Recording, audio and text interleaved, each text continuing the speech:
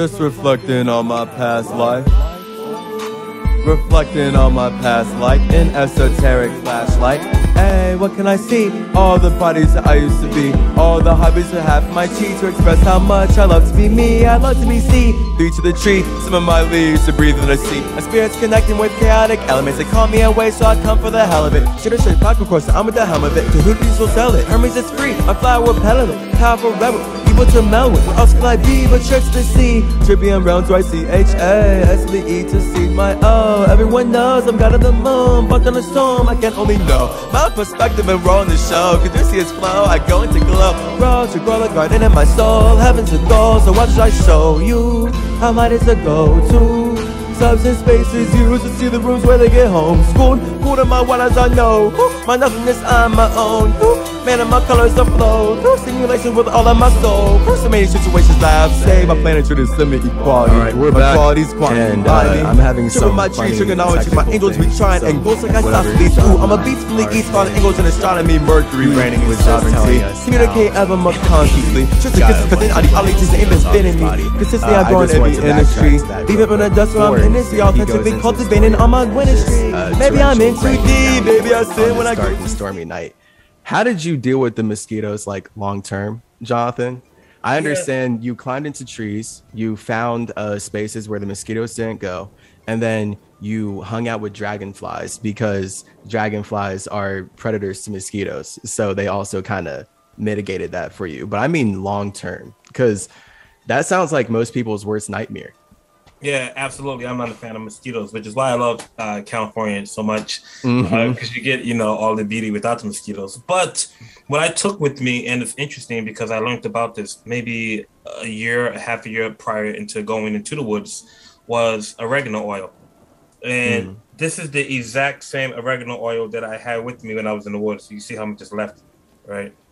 That's crazy. And sometimes what an heirloom. Sometimes I smell it, and it takes me back to actually being in the woods. Right. It's interesting how it does that to you. So yeah, memories are crazy. They are crazy. They are crazy. The senses to memory. Yeah, I put some of this on me, and they kind of stopped messing with me, but they never really stopped all the way. But after a while, you just get used to it, like anything else. It just is what it is. It's kind of like I don't know how people drink beer or take shots, and at first they don't like it. After a while they get used to it and they begin to like it. Or maybe getting a tattoo and it's painful. After a while they're like, oh, I like the pain. It's just kind of one of those things, you get kind of immune and numb to it. So yeah, man. But to have bugs just constantly on you, sucking your blood, and you just get used to it. Yeah I would hope that there is a way that the body could produce some sort of vibrational defense that tells little critters like that to stay away from you. Yeah, I've read books, and I read books about even people that have attained such a level of consciousness to where they don't even get dirty. And basically what they do is they just tell the dirt to stay away from them, knowing that everything is consciousness, right? So, I would think that once somebody would attain that level of awareness or consciousness, if you will, that is definitely possible. But at that point in my life, definitely wasn't there. Definitely. Okay, so yeah, that makes sense then. You just get used to it. It was raining. Yes. That's where we left off. Yeah. And this was a hard time for me because it wasn't comfortable out there. The first month, it wasn't comfortable. And there's many times where I thought about turning back. But the fact that I gave everything away, I left my first corporate job. Right, burned your ships. Yeah, right, exactly. There was nothing to turn back to, man. Nothing. And all I had to do was check it out. It was like either stay there or die, Yeah. So it's like pouring down raining, and in the middle of the night it's cold.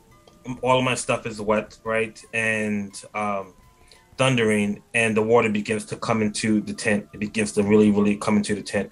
And I was like, what am I going to do, And I'm freezing. So I pull out that little emergency blanket that looks like a piece of foil. And I never knew what it was, but I just took it with me because I think I've seen it in like a first aid kit or something like that. And I'm like, oh, this will come in handy. And when I pulled it out, I'm like, what am I going to do with this? And I tried to wrap it around me. It didn't do anything. So it was just like garbage. Right. And the only way that I could get through it was I found the spot inside of my head where I was comfortable. literally where no pain or nothing existed, where it was just like total bliss or total comfort. I guess comfort is the best word. And Whoa.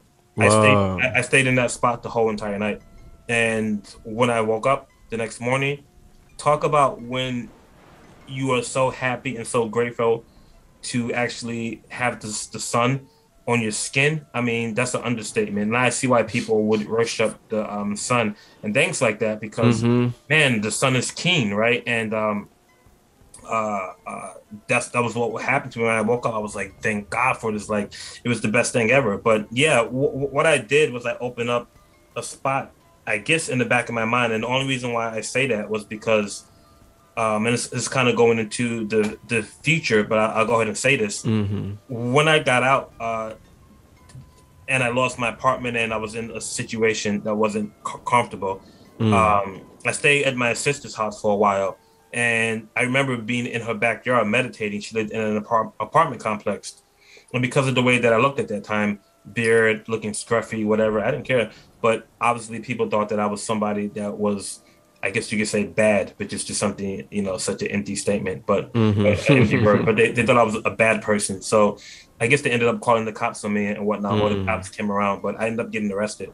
And when I got arrested, how was I tying this in? When I got arrested, people in the jail cell, they knew that I was different, right? Yeah, I am, a person that's meditating. I'm not eating. I fasted the whole time. I did 11 days in there. But I ended up meeting this guy. He was Haitian. And I told him briefly about my experience because it was still fresh on my mind. And he was like, yeah, people in Haiti, what happens is they open up something in the back of their mind when they go through these experiences. So that's what I think what happened to me. I don't know. But all I know is that I was never the same. I remember also, and I'm kind of hopping around, guys, and I'm sorry, but I remember when I was in the woods, that at one point I had a hard time breathing, literally a hard time breathing. And then all of a sudden, just this big fresh air came in and it felt like a brand new space in my lungs opened up. And then all of a sudden the fresh air came in, just so many great experiences and some of them that I'm not even recalling at this moment, but I'm sure that they will come back to me. So many great lessons. And one of the biggest things was when I left, after being there in roughly 2 months, when I left, after walking outside of the woods, every time I would just be in there, I felt like it was this blanket, this energetic blanket that was hugging me and just giving me support and love and protection. And when I left, the way that people spoke to one another, the way that the animals acted out in the city, right? Especially the ones that were around McDonald's. That's what really was in my mind at that time, what I remember. The cars, the mufflers, the beeping of the horn, the cigarette butts, the overflowing of the garbage cans, the spitting, just the music. Everything was like noise. And being in the woods was like music, right? And it's just such a vast difference. And I was like, wow. Excuse me. I was like, wow, this is a nightmare. This is a nightmare. And it didn't come to me, about R.E.A.L.M until years later, almost past a decade later. Dang. I kind of had to piece it together. But just to have that experience and in retrospect, looking back, all right, it was just incredible. But what that experience did give me was it gave me the strength to know that I can give everything away and that I can make it in a complete woods and be supported. So when I ended up going to San Francisco, which is a city which has so many resources, I knew for a fact that I can make it in San Francisco without a doubt. And that gave me the courage and the, I won't say the willpower, but the courage and just the confidence. Confidence, absolutely. Yeah, absolutely. To know that, I could flourish. So, yeah. Yeah, that's intense. Yeah. I can't see how you would not have seemingly unshakable confidence. I mean, you can definitely get along in any city after you just did what you did in the wilderness. Yeah. For sure. Yeah, people hear shows all the time, like the Survivor Man show, and I guess that is a little bit more authentic. But then you have these other shows where there are groups of people, and they're you have the one group and this group, and they have to kill the animal, and it's just a bunch of drama and all that kind of stuff. It's nothing like that. Well, what's so interesting is that I said I had 3 apples and a handful of almonds. I didn't even eat all the apples my whole entire time there because I was kind of rationing them out, but I didn't eat much. I went in there weighing 155, came out weighing 135.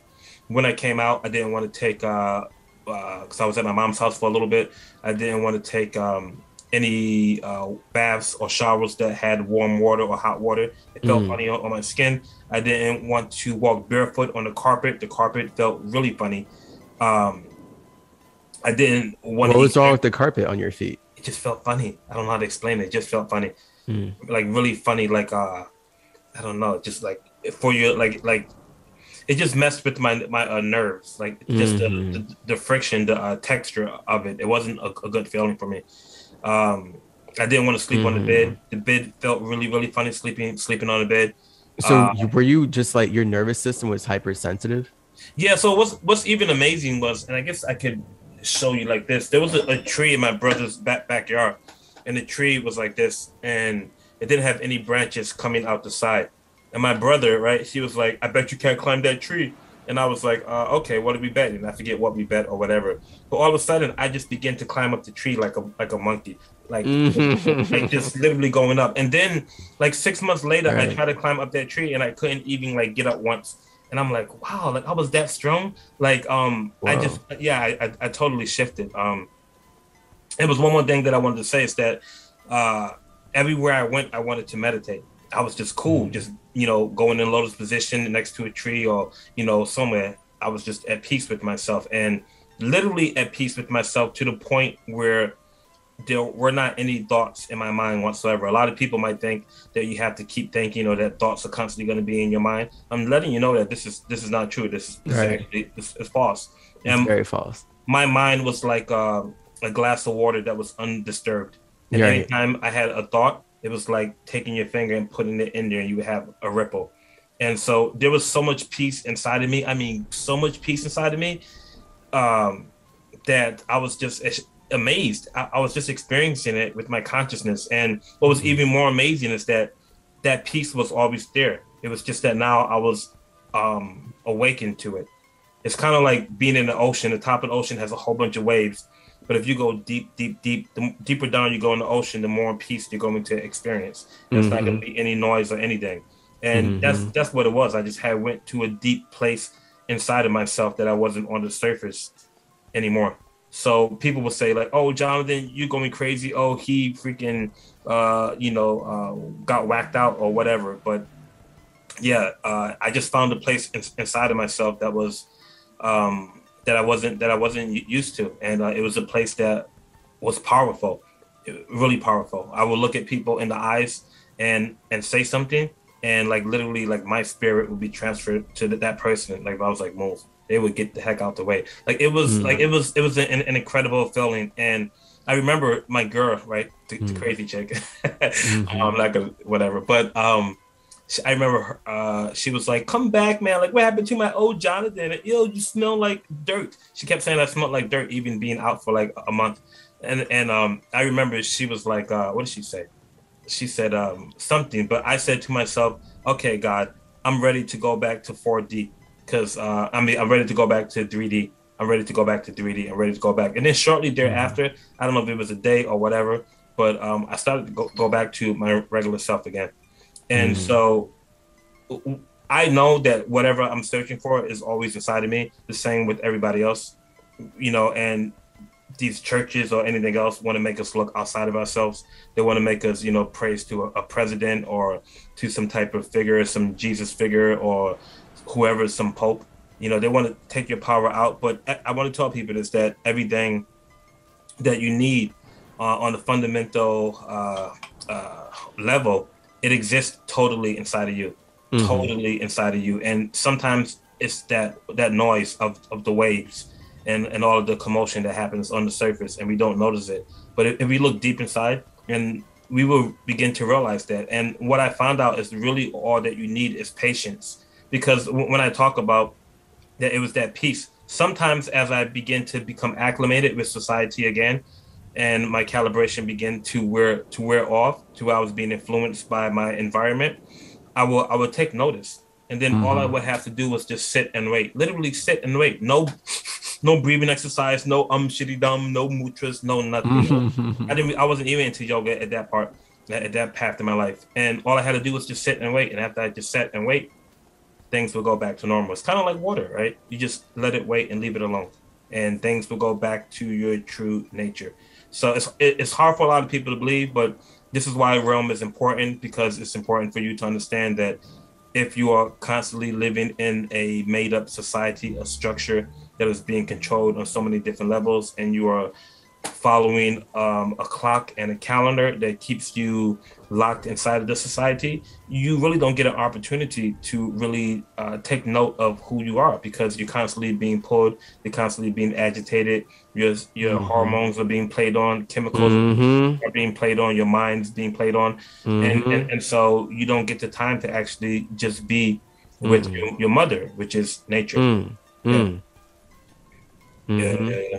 Yeah, be alone with your soul. Yeah, literally, it's important. It's important. And I guess I plug you really quick. That's why it's important to fast. If you're having issues with that, go to chaseyourgenes.com. Because what I did when I lived in the woods, I fasted. I did. I lived off of the land. I fasted. And also, you could say that I was a breatharian. Also, you could say that I sun gazed, because I did. But these things weren't intentional.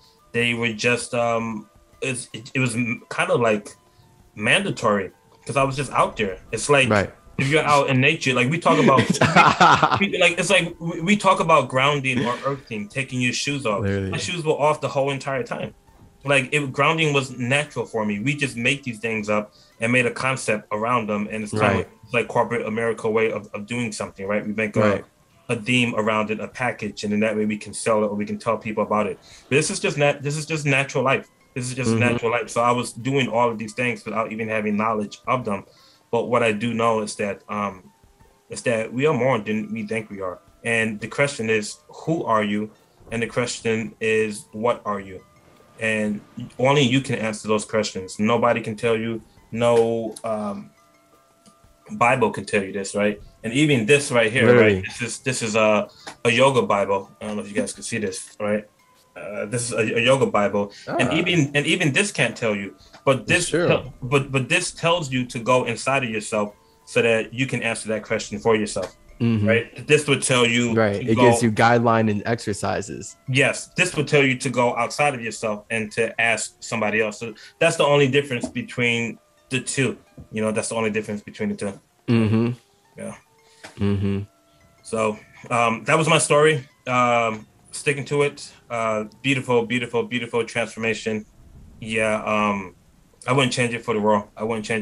And it's important that, nowadays we look at gold, we look at silver, we look at Bitcoin and all these other financial instruments or assets, and we want to obtain wealth, whatever that means. And we invest in all of these things. We invest in scratching tickets, but a lot of times people don't invest in themselves. They don't take a gamble on themselves. They gamble with the scratching tickets. They gamble in Vegas. But when it comes to trusting their own inner voice, they won't trust it. But yet they trust something in a book. So like if I didn't take the initiative, or if I just didn't trust myself on what I was seeing and what I was hearing, my life would be totally different. I would tell you this, that I wouldn't be in California. And if you know anything about the South, man, right, just for the fact that I got arrested for 11 days for meditating in my sister's backyard, my life would have totally been on a different plane of existence. I would have been in a different dimension. Who knows, man? I mean, I had a lot of experiences down there, some good and some not so good. But what I can say is that the judiciary system down there and the mind frame of people who live in the South, unfortunately, a lot of racism still exists on a outward platform. It's not even concealed. It's like outwardly. So yeah. Right. So glad you got out of there. Absolutely. You got to trust yourself, man. You got to trust yourself. And it's important. You got to invest in yourself. It's important. Right. I mean, you're your best asset. And I can't stress that enough, man, to people on how, again, like they gamble with their money and many other things, and they trust many other people, a Biden, a Trump, a Nancy Pelosi, or whoever, but they won't even trust their own self. Like, really think about that. They won't trust their own self. So when you begin to ask the question, and I probably said this before, who am I and what am I? When you look at the word question, it's a quest. Quest. So the quest is actually who are you, and the quest is actually what are you. That's right. That's what the whole entire life journey for me anyway is about. Like, who am I? So right here, when I say know thyself, essentially what is it saying is, who are you and what are you? Do you think that you're just a fornicating, defecating, reproducing, package? Right. Or do you believe that you are more than that? And if you look up 7 circles and you go to my channel, you will see that there's extraordinary people, including yours truly, Chase Calloway, that have an awesome perception and are doing some extraordinary things, such as people who have effectively harnessed the power of telekinesis, moving objects with their mind, and they've done it countless times on the live stream, as well as people who have mastered, the fact that they don't need food in order to thrive on this planet. So again, real life superhumans. Absolutely. I mean, so if you're believing the system of R.E.A.L.M, which is, if you haven't watched the last episode, R for religion, E for educational, A for agriculture, L for law, M for media, M for monetary, and M for medical, those 7 structures that I just named, if you are believing in those 7 structures and you get all of your data, all of your information, all of your belief system, your whole entire life is predicated on those 7 structures that I just named, the religious, the educational, the agriculture, the law, the media, the monetary, and the medical, then that means that the foundation of your life is built on a lie. And if your life is built on a lie and you're looking for the truth like Socrates, most likely you're not going to find it. That's right. Yeah. And R.E.A.L.M, we know, is fueled by lies, because, I mean, that's so many details that we don't even have to super dissect it. But let's just look at the Holy Bible and admit that we know that God himself did not write the book, and that any book in real life had to be written by a man. So just right there, based off the strength, I, as a child, was raised through a system. Christians taught me a world on fire. I was taught that the Bible was literally written by God. Like, that's like how they trap your imagination as a kid. And it's really just like they built this religion to abduct children of God, which is you. This is how this is how Metatron, the spirit who actually got all these ideas stolen from him, views it. When Metatron's telling you that you're a child of God, it means that you, as a space, are first nothing. And then the moment you imagine yourself, you're a God. And now your infinitely individual imagination is going to create a child of God, which allows you to connect with other gods, because that's literally the elements of space, fire, and then that connection is Lucifer. So this is why we all get lost into Lucifer, so that we can connect with each other, because really Lucifer is water. That's why Lucifer is the light bearer. So think of fire as a light, water is the light bearer. Once you have water to bear your light, you can mercury your air, use that Metatron Merkaba to try some angles, and now you can consciously communicate with other individual minds, right? Like, boom, that's the whole universe. And really the metaverse is Mercury being called away from his space to set up astrology. So this is where this world is fucked when it comes to like these outdated systems. Like R.E.A.L.M fucked. Like the consciousness, everyone is evolving. The only reason Chase Calloway was called away is because everyone is destined to evolve. It's just we can't do it alone. Right. Like that's the point. Like they're so lost because they're trying to say that we're all one God and this God is alone. So this God's just using us to fight itself. Like, and the fact that that's what they believe shows us how they operate alone in their space, which is why Quetzalcoatl opened up America, exposed all the evil by letting Europeans come in, take over indigenous individuals. And now we all got to clean up, but we can't avoid the history of how we got here at this point. And that's all the earth that we have to stand on, all the earth that we get to reference, all these past 2000 plus years type shit of them just stealing everything, but weaponizing the truth to sell us lies. Because that's why R.E.A.L.M matters. Right. They use the truth to sell lies. So people relate on the truth based on how the lie is in their mind, right? Like all these movies, for example, or just why anyone likes any story. They see truth in the lie. Yeah. The Bible. Yeah. So the Bible. This just came to me right now because we think about the things that have been stolen and the wisdom and the knowledge and all of these things. and we think about the people that were here in this physical form that are no longer here and they passed away, whether it's somebody who left you a will, a family matter, or whether if it's the Egyptians, right? We can't take any of this material things with us. And even, let's say if you did get your 40 acres and your mules, or your mule, whatever, you can't take it with you. So you have to ask the question, what is really important?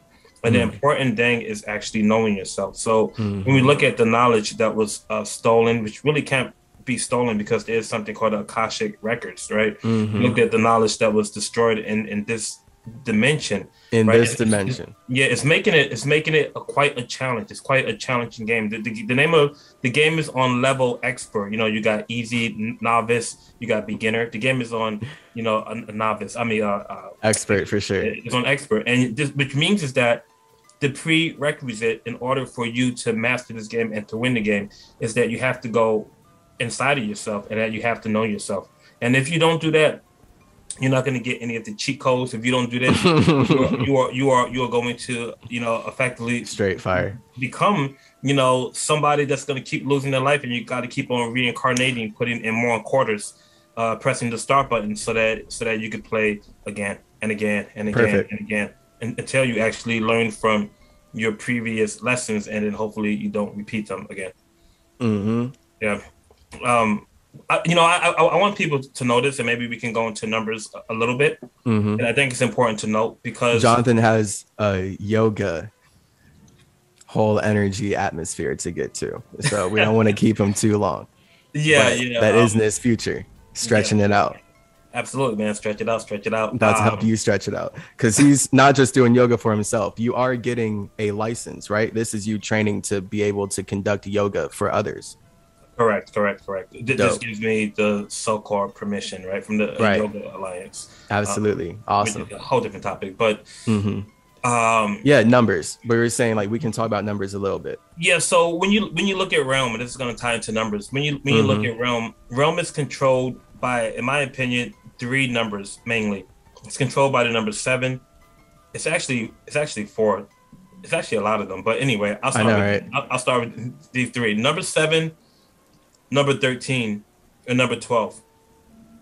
And if you look at the clock is from 1 through 12. If you look at the calendar system is from 1 through 12. Those are the 2 biggest instruments that control the realm. Realm could not be controlled without that, because we know with any civilization, you have to have a language, which is the basis of it. You couldn't have any religious system, you know, where everybody's on the same page, right? They have to write it up in a book so that you can read the book, which is why everybody's saying the same thing. You wouldn't have any type of what do you call it?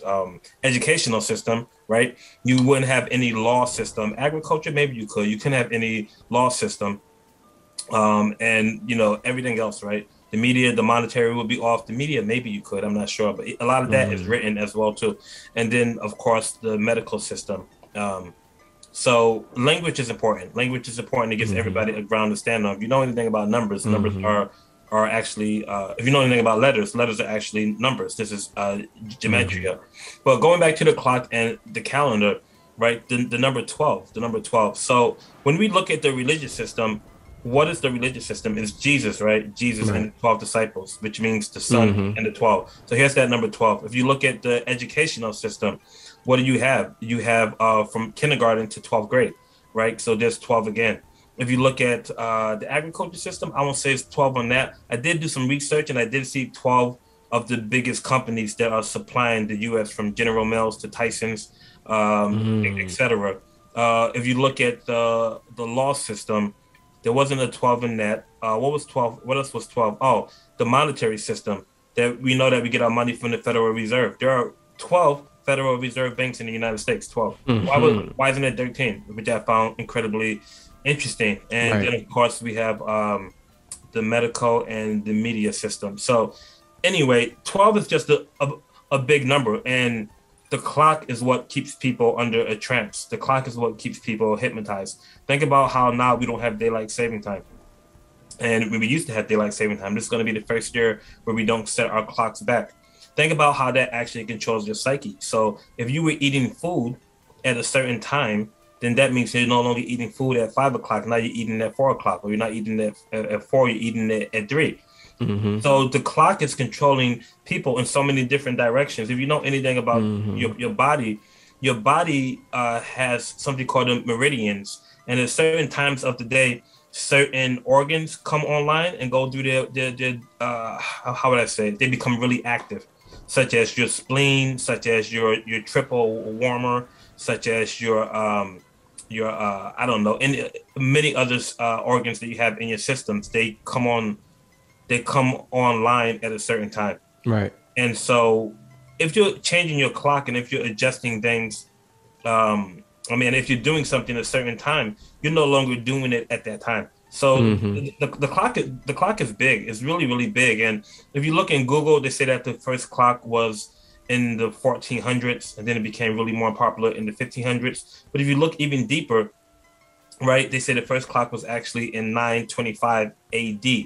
According to the information, and I got this from Barbara Handclough, and Barbara Handclough is an author of many, many books. She's pretty famous, and she wrote a lot of books on the Palladians, and I think it's the Palladian Agenda. She probably wrote over 12 books, and really great information. She talks about how the first clock was actually on the Roman Catholic Church in the 12th century, the Roman Catholic Church. And so what's interesting about that is because before that time, people were going by time of celestial bodies such as the moon and the sun. So even when I lived out in the woods, I knew what time it was exactly. It's funny how that information just comes to you, right? They call it circadian time or something. Right. But that information, it just comes to you. I was so good when I got out. People would say, "Oh, what time is it?" I would go, "Oh, it's 6:15." They look at that clock, 6:15, 6:18. Like, how do you know that? I'm like, I don't know. I just know, because the thing is that we are nature, right? We are nature, but we forget. So when we begin to follow something that's artificial, which means man-made, versus something that is natural or organic, that's when we begin to have the problems. Because I didn't have to do anything in the woods. I didn't have to do no yoga system. I didn't have to do no meditation. I didn't have to do no box breathing or anything. I just had to be in there, and by being in there, I became recalibrated to who I always was. Like we are instruments. These bodies are instruments. So I was a chef, and if you have an instrument which is a thermometer and it becomes out of whack, you will put the thermometer in boiling water, because it boils at 212 degrees. That would be called the boiling point to recalibrate it. Or you would put it in ice water, and it will go down to 32 degrees. So if the dial didn't read 32 degrees, you will adjust it, and you will know that ice water is always going to be 32 degrees. That's the freezing point to calibrate it. Well, our bodies are instruments as well, too. So how do we calibrate our bodies? Have you ever seen on your screen, on your computer, you have to calibrate it? Maybe there's something called a tuning fork, right? A tuning fork. And if you have a guitar or some type of instrument, you have to tune it back to its frequency so that it will operate properly. Well, you're an instrument. I'm an instrument. How do you tune yourself back so that it's operating at its peak? And I don't think many people think about this. Instead of what they do is they take medication, and I'm kind of going off on a rant, but I'll get back to it. What they do is they take medication which bypasses their pain receptors. So it cuts off the pain, so the nervous system doesn't recognize something is wrong, and then they begin living their life as if nothing is out of alignment. But deep down it is, and it's just that their brain isn't registering it because the medication has numbed their pain receptors. So it's important, right, to know that these instruments called a calendar are called a clock are artificial, and they're made up by man. That's why we can adjust them. That's why we could run legislation that we aren't going by the daylight savings anymore. The calendar, it was changed in 1682 by Gregory the Pope. I think it was Gregory the Pope. I don't know, was it the first one or Gregory the Pope? But he changed it. Prior to that, we went by something called the Julian calendar. And the Julian calendar, obviously, Julian Caesar and Augustus Caesar. That's where July came from Julius Caesar.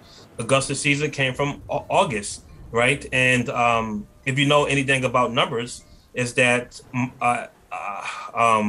October means 8. So or octagon means 8, or octopus has 8 legs, right? Octagon has an 8 side. If you look at October is the 10th month. Shouldn't it be the eighth month? It should. Right. If you know anything about December for a decade or a decameter, December should be 10th.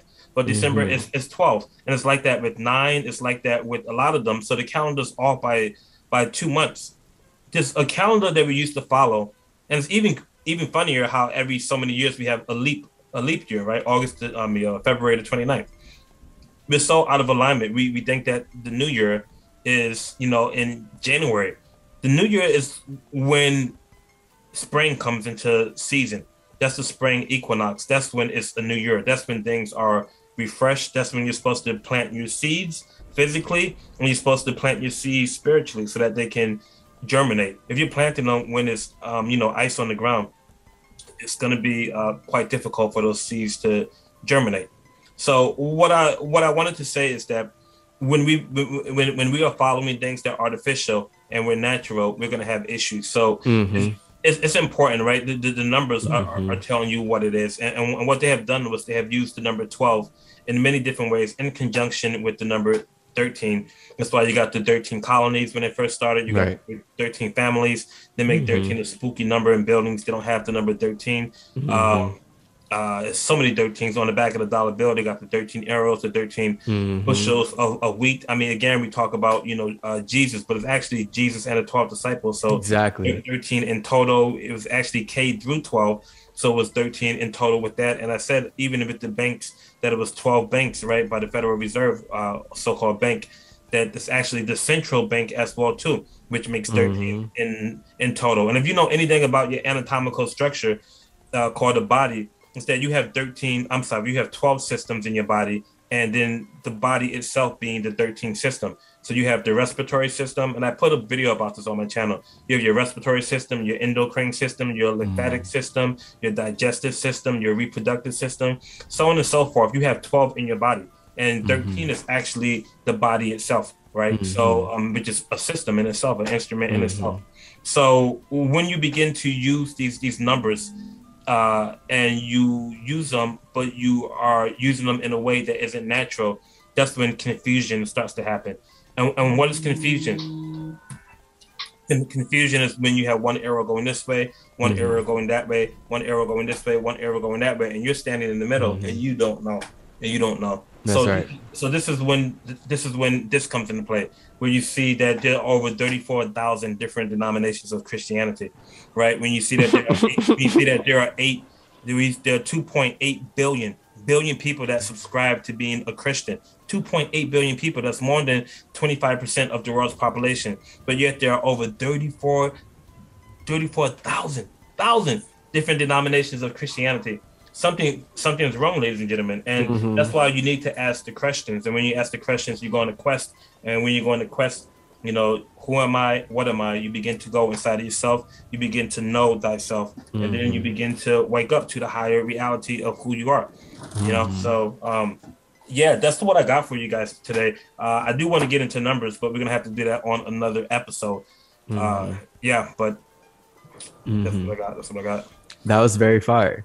I didn't even really think about too hard how the calendar system is off by 2 months based on October should be 8 and December should be 10 based on the words.